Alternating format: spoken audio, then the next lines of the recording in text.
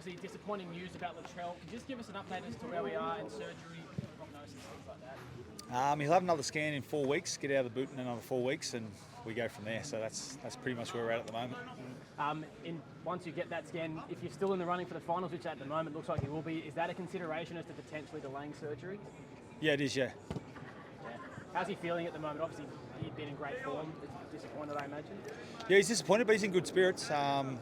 He doesn't feel like it's too sore at the moment, so that's probably keeping him, a bit more upbeat than if it was completely gone like some of the other blokes that have had it this year. So, like I said, we can't do anything at the moment, but just put it in a boot and see where we go. It looked like you would most likely be in 4 weeks, so you'd be able to avoid that surgery. Sorry, I missed the first part of that question. The news sounded promising, right? That it looked most likely to be in 4 weeks' time, you would be able to avoid that surgery. We certainly hope so. I mean, we can't predict it. I certainly can't predict it because I'm not a doctor, but we'll see how the scan goes in 4 weeks' time. We go from there. Good time out, when Jai came back in recent weeks and what he's sort of been able to offer previously. Yep, he's definitely shown what he can do. So we've got more than enough confidence in Jai going in there and doing a good job for us. So he's excited to play and ready to go. When Jai sort of first made his debut, you're going through a really tough time, but you're in good form now. Do you think having that kind of form around him can help, bring his best forward? Oh, I hope so, but I think Jai played pretty well a couple of weeks ago when we had pretty much our full side in there. So, Jai's ready to go. He's a good young player, and you've seen the excitement that he brings to the game. So, we're looking forward to seeing him play. He is a different style of player to Latrell, obviously a lot smaller. How does that change how the team plays? There'll be subtle changes, but the changes won't be massive, to be fair.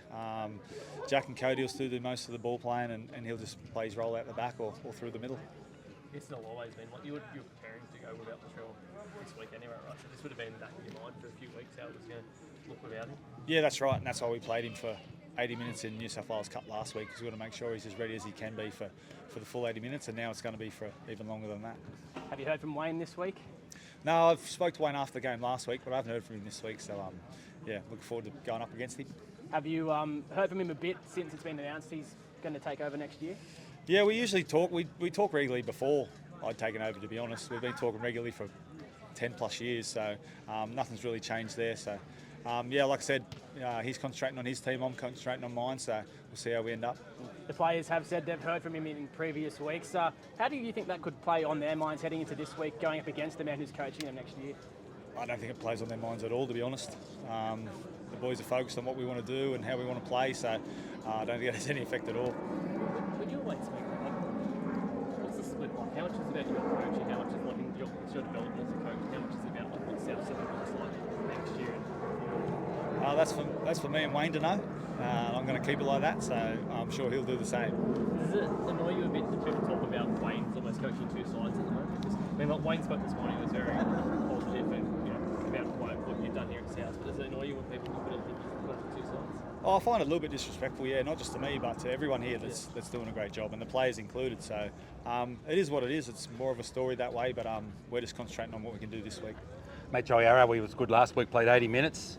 Do you know what his future holds after tomorrow? The plan is for him to get surgery after tomorrow, so that's still the plan for us. But nothing's really changed on that end. Yeah, and the Dolphins, they're a good side. It's going to be a tough test for you to go up there and win your 6 in a row. Absolutely. They're obviously at home. They're a great side, well coached, up there in metres gained, up there in completion rates, and although they've been losing the last couple of weeks, they haven't been far off against some good sides, so they'll be a great challenge for us and a step up probably. And Liam LeBlanc gets game number 2, so it'll be a good test for him too. Absolutely. Well, Liam did a great job last time. That's why he's got his chance this time. So looking forward to seeing him get out there, and you've seen what a great defender he was those couple of weeks ago, so I can't wait to see him do that again. And Saliva Havili appears on the extended bench. He's not far away? Yeah, he's not far away. He probably could have played this week, but we don't really want to risk it with the injury toll that we've got, so we'll leave him until next week. And was there any temptation with Jai, now that you guys are very much in the hunt, to hold back that surgery and then play the rest of this year? Possibly, yeah. And what stopped that temptation if he does get surgery?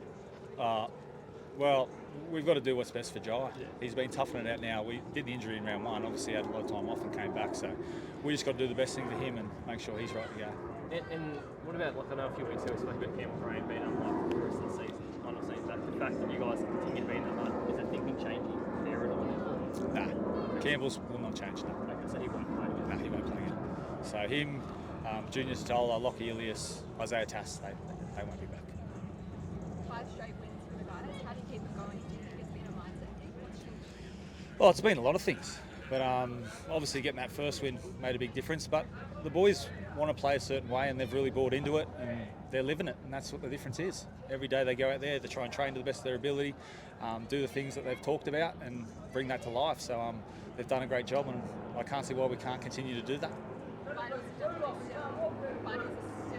chance now. How you guys feeling about that? Same as I felt last week. I'm just worried about this week. This week's always the most important game, so we keep our focus on the Dolphins and doing what we need to do this week, then the rest of it will take care of itself. And how badly do you want to get one for this game? I think we both want to get this one. But again, I've said this before when I've coached against my former teammates, like anyone who's played rugby league wants to win every game, so this week's no different. Cody kick goals. Sorry? Will Cody kick goals here next time? Cody will be kicking goals, yep. Good luck. Thanks, man. Thank you. Thank you. Thank